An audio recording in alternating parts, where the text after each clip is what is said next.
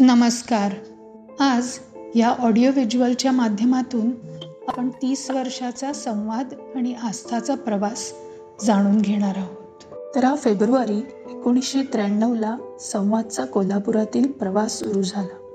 जरी एका खोलीतून त्याची सुरुवात झाली तरी मूलभूत तत्वांना कधीही तिलांजली न देता सुविधा उपलब्ध करून देण्याकडे संवादचा कायम कल आहे. ती मूल्य म्हणजे ज्ञानाधिष्ठता, आवश्यकता आणि आधुनिकता. जे रुग्णांसाठी योग्य आहे, ज्या ज्या उपचार प्रणाली आवश्यक आहेत व जगात जे प्रगत व आधुनिक तंत्रज्ञान उपलब्ध आहे ते आपल्या कोल्हापुरात उपलब्ध करून देणे ही संवाद आपली जबाबदारी मानतो. मग अगदी साध्या प्युअरटोन ऑडिओमेट्री पासून सुरू झालेला प्रवास आज जगातील सर्वोत्तम श्रवण केंद्रात उपलब्ध असलेल्या मेंदूतील भाषा आकलनाच्या तपासण्यांपर्यंत, सेंट्रल ऑडिटरी प्रोसेसिंग या तपासण्यांपर्यंत संवादमध्ये उपलब्ध आहे. ज्येष्ठांच्या श्रवण दोषाशी सामना करताना अनेक समस्या येत होत्या. साध्या प्रकारची श्रवणयंत्र स्वीकारणं आणि श्रवणयंत्र घातलेल्या व्यक्तीशी सहजपणे संभाषण करणं हे दोन्ही पक्षांना जमत नव्हतं. आणि मग यात आम्ही एक कल्पक योजना लढवली, ज्यामध्ये आम्ही श्रवण मित्र असा एक ज्येष्ठांसाठी क्लब स्थापन केला आणि त्या योगे त्यांना श्रवणयंत्राशी कशी मैत्री करायची, त्यांच्या येणाऱ्या समस्यांना कसं तोंड द्यायचं आणि अभिमानाने श्रवणयंत्र कसं बाळगायचं यासाठी मानसिक धीर देत होतो. ह्या 30 वर्षाच्या प्रवासात सामान्य लोकांना त्यांच्या घराजवळ सेवा पुरवणे हा उद्देश डोळ्यासमोर ठेवून 2005 मध्ये इचलकरंजी व बेळगाव येथे आपण ब्रँचेस सुरू केल्या.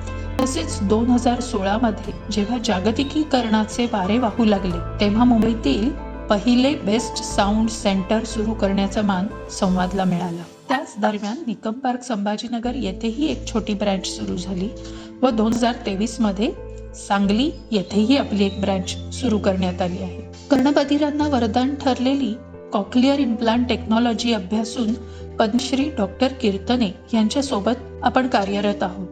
या सुविधा कोल्हापुरातही उपलब्ध करून दिल्या आहेत आणि 2021 पासून तर डॉक्टर DY पाटील हॉस्पिटल व आधार हॉस्पिटल यांच्या सहकार्याने त्या शस्त्रक्रिया आता कोल्हापुरातच होत आहेत. मग संवाद फक्त कानावरच उपचारार्थे का, तर त्याच्या नावाप्रमाणेच संवाद साधण्यात येणाऱ्या कोणत्याही बोलण्याच्या, उच्चाराच्या, आवाजाच्या, संभाषणाच्या समस्यांवरही तितक्याच आत्मीयतेने उपचार करते.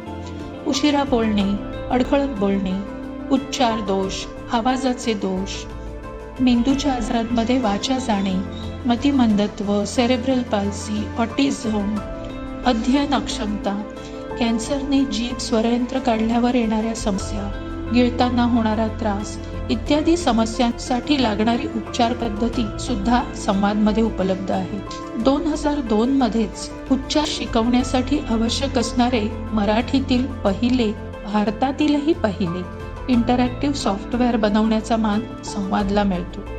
दिव्यांग क्षेत्रातील करिअर व सामाजिक जबाबदारी या दोन्ही आघाड्या संवाद टीम पुरेपूर सांभाळते. शीघ्र निदान हा उत्तम पुनर्वसनाचा राजमार्ग आहे. त्यासाठी 1993 पासूनच विविध मार्गांनी, ती लेखने असो, शिबिरे असो, शाळांचे स्क्रीनिंग असो, पथनाट्य, प्रभात फेऱ्या या माध्यमातून ध्वनी प्रदूषण, शीघ्र निदानाची गरज याविषयी समाज जागृतीचे कार्य अविरतच चालू आहे. 2014 मध्ये मँचेस्टर युनिव्हर्सिटी सोबत कोल्हापुरातील 32 खेड्यांमधून स्वमग्नता विषयक जनजागृती करण्याचा संवादला संधी मिळाली आणि आम्ही ते प्राणपणाने सार्थही केली. यात इतरही दोष असणाऱ्या मुलांचे निदान झाले व त्यांचा उपचार संवादतर्फे पूर्णपणे मोफत करण्यात आला. ह्या सर्व सामाजिक कार्याला मूर्त स्वरूप येणे आवश्यक होते आणि संवाद वाचा श्रवण संशोधन केंद्राची मुहूर्तमेढ 2020ला रोवली गेली. स्पीच हिअरिंग क्लिनिक आणि रिसर्च फाउंडेशनचे अनेकविध उपक्रम सध्या चालू आहेत, ज्यामध्ये माहितीपट एक तयार करण्यात येत आहे. दुसरा आहे तो कल्पक प्रोजेक्ट.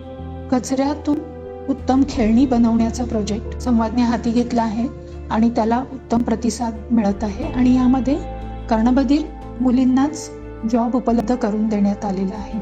दिव्यांग मुलामुलींचे विवाह समस्या ही गेल्या 30 वर्षात मी अनेक वेळा अनुभवली.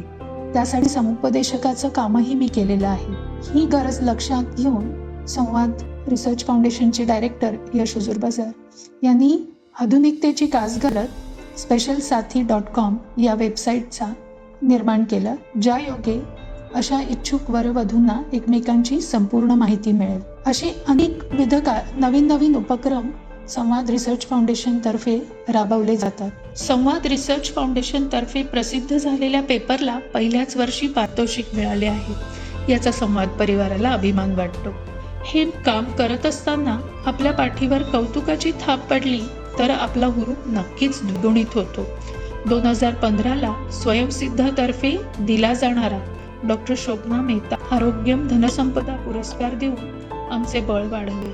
त्यानंतर ललित गांधी फाउंडेशन, अंकुर फाउंडेशन, सकाळ पेपर्स यासारखे अनेक पुरस्कार संवादला मिळाले व त्याच्या पुढील उपक्रमासाठी ऊर्जा देत राहिले. आज वाचाश्रवण सुविधांसोबत सायकोलॉजिकल सुविधा, तपासण्या, occupational therapy, dietitian, genetic counselling याद्वारे संवाद प्रिव्हेन्शन म्हणजे प्रतिबंध, अर्ली डिटेक्शन, शीघ्र निदान आणि योग्य रिहॅबिलिटेशन, पुनर्वसन या त्रिसूत्रीनुसार काम करीत आहे.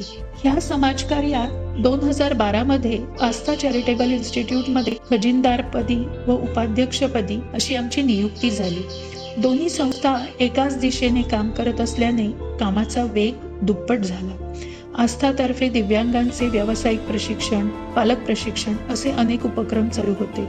2014 साली कोल्हापूर जिल्ह्यात अतिशय आवश्यक असलेली अवधूत विशेष मुलांची निवासी शाळा या प्रकल्पाचे शिवधनुष्य स्वातीताईंनी पेलायचे ठरवले आणि अवघ्या 6 महिन्यात ते स्वप्न सत्यात उतरले. मतिमंद मुलांचे 18 वर्षानंतर काय हा प्रश्न पालकांना भेडसावत होता.